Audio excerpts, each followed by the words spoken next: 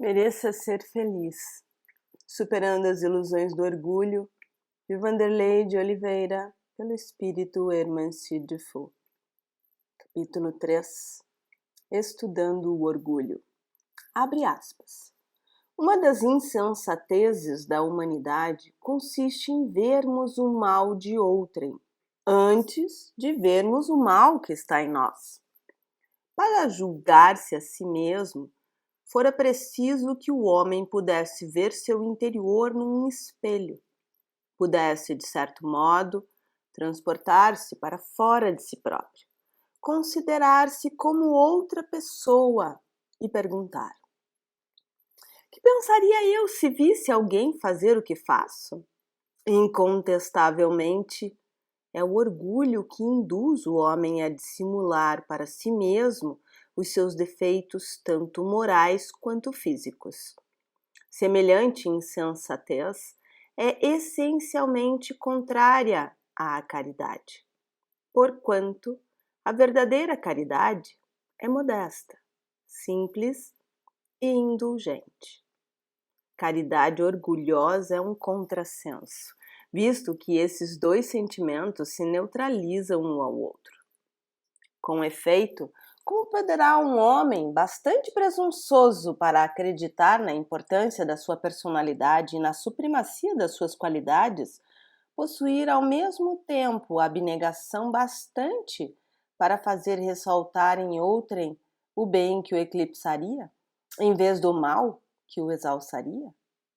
Por isso mesmo, porque é o pai de muitos vícios, o orgulho é também a negação de muitas virtudes. Ele se encontra na base e como móvel de quase todas as ações humanas. Essa a razão por que Jesus se empenhou tanto em combatê-lo, como principal obstáculo ao progresso. Fecha aspas. O Evangelho segundo o Espiritismo, capítulo 10, item 10. O projeto de melhoria individual de todos nós esbarrará ainda por longo tempo com essa mazela moral que constitui a raiz de larga soma de atitudes humanas. O estudo atento do orgulho será um caminho de infinitas descobertas para todo aquele que anseia pelas conquistas interiores.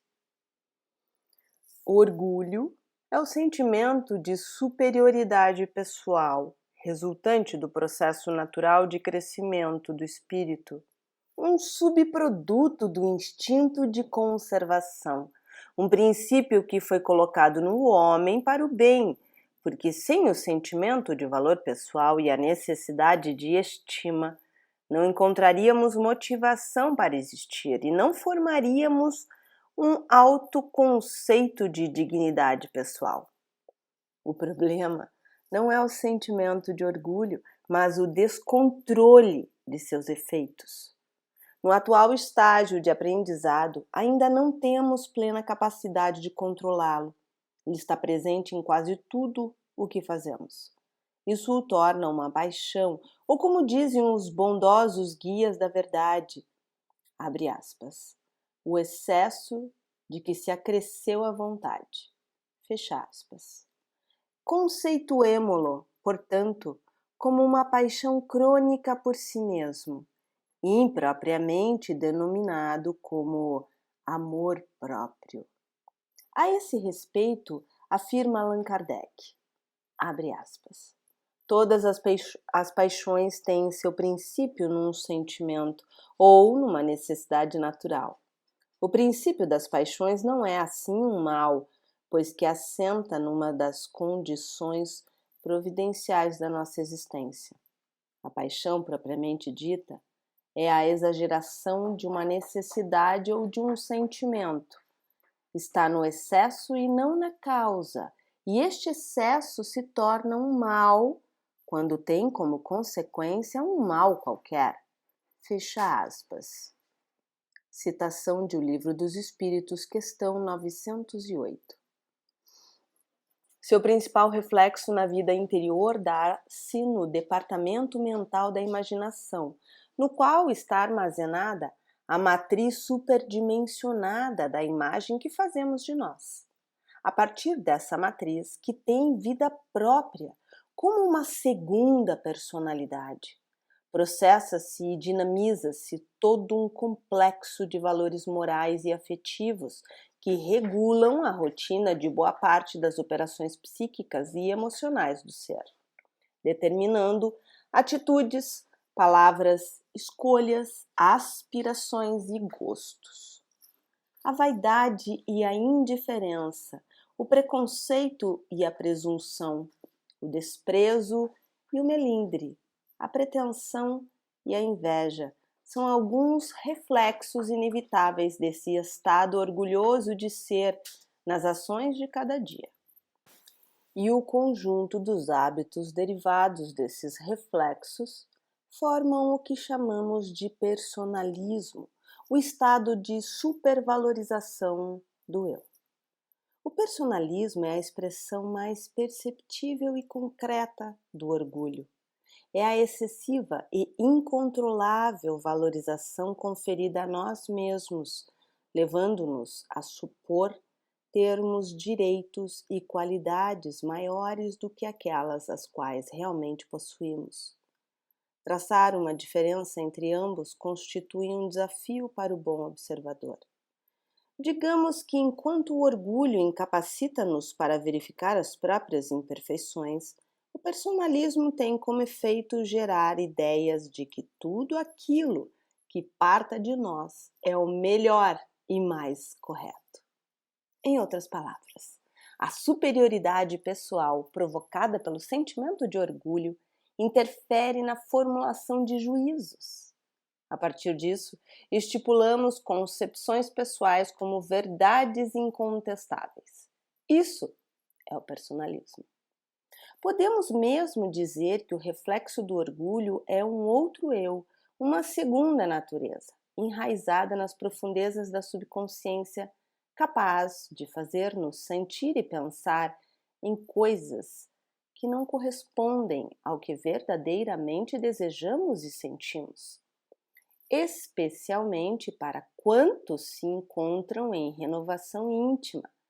Torna-se essencial a compreensão desse tema na melhor aferição do que se passa na esfera dos pensamentos e dos impulsos, tomando por base a influência que o orgulho exerce sobre as engrenagens da vida mental.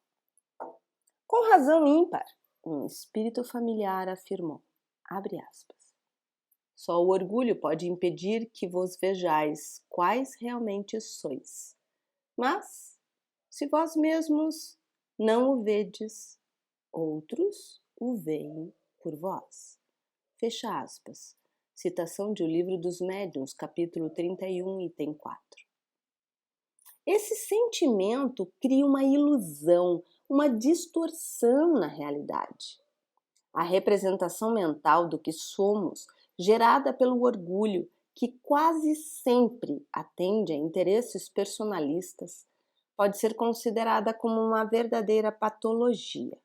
Aliás, os estudiosos das ciências psíquicas, quando tomam por fundamento o ego na explicação de muitas doenças, o fazem com sensatez, porque as enfermidades mentais encontram razoáveis explicações nesse enfoque. Quanto mais ausência de controle sobre essa paixão narcisista, mais haverá desconexão com a realidade. Pensando bem, a maioria de nós, considerados normais, vivemos lampejos de loucura passageira, na imaginação fértil e desordenada, na qual muitas vezes embrenhamos ante os acontecimentos do dia a dia. O orgulhoso, dessa forma, vive intensamente de máscaras que correspondem a essas idealizações do seu imaginário, para fazer com que o mundo à sua volta acredite que ele seja quem ele próprio acredita ser.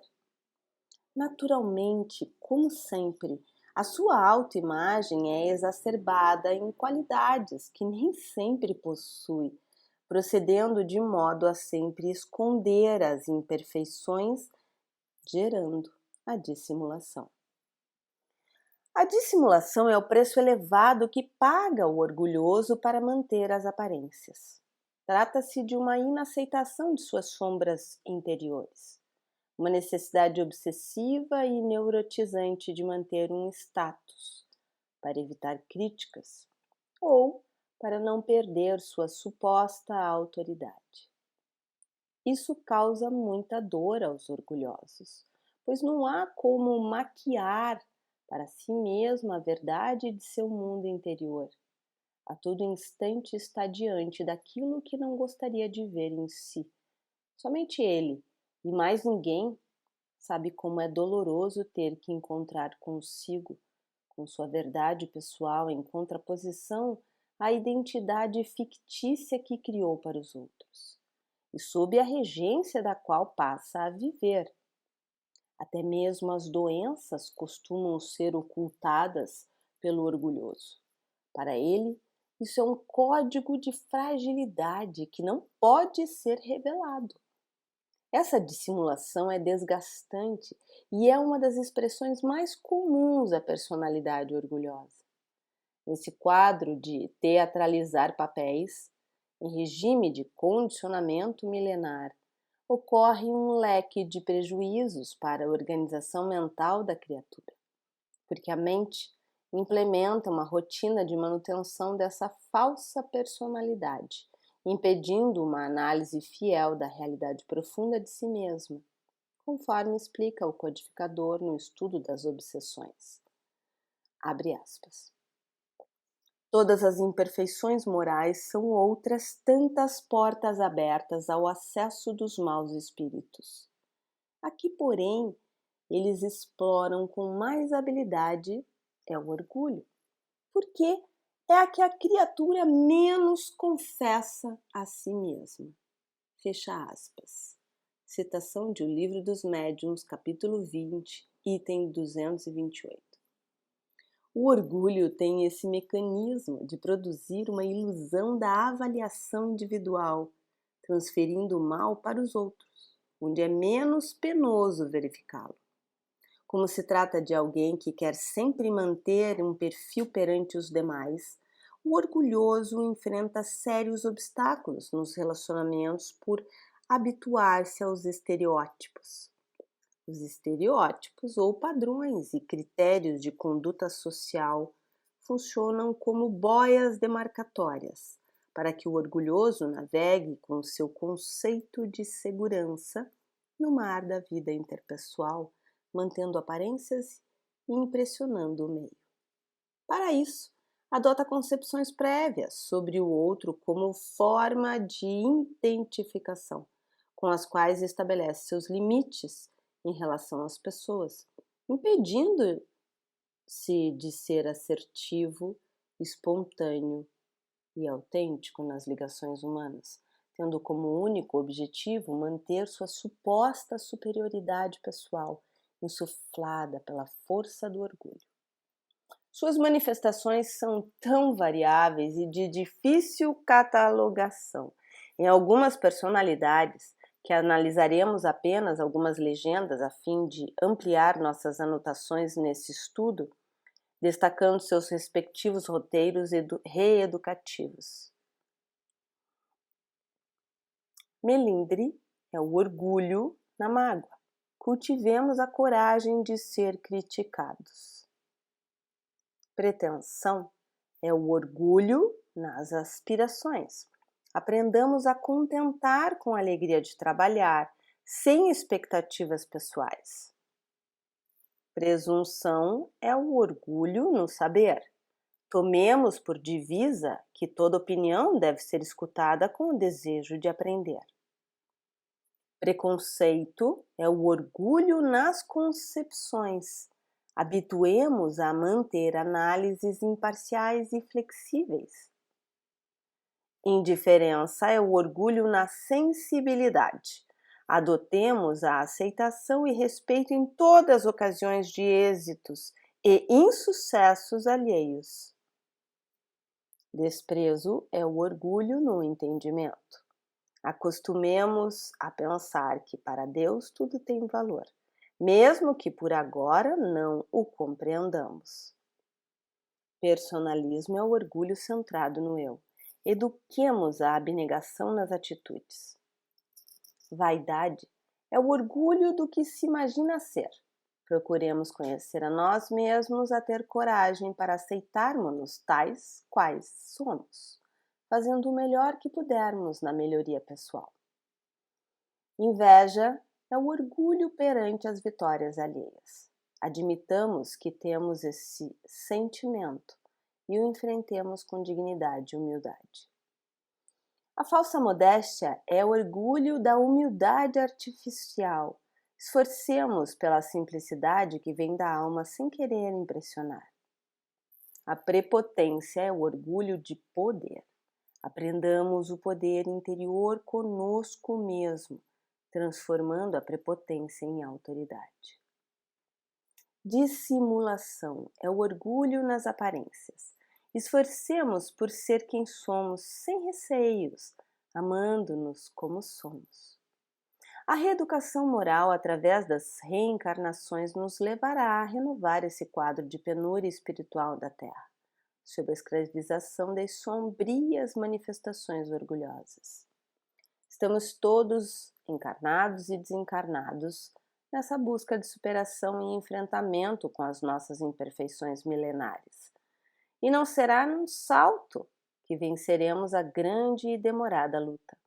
Apliquemo-nos nas preciosas e universais lições de Jesus, iluminadas pelos raios da lógica espírita, e esforcemo-nos sem desistir da longa caminhada na conquista da humildade. Precisaremos de muita coragem para sermos humildes, ser o que somos. Ser humilde é tirar as capas que colocamos com orgulho ao longo dessa caminhada.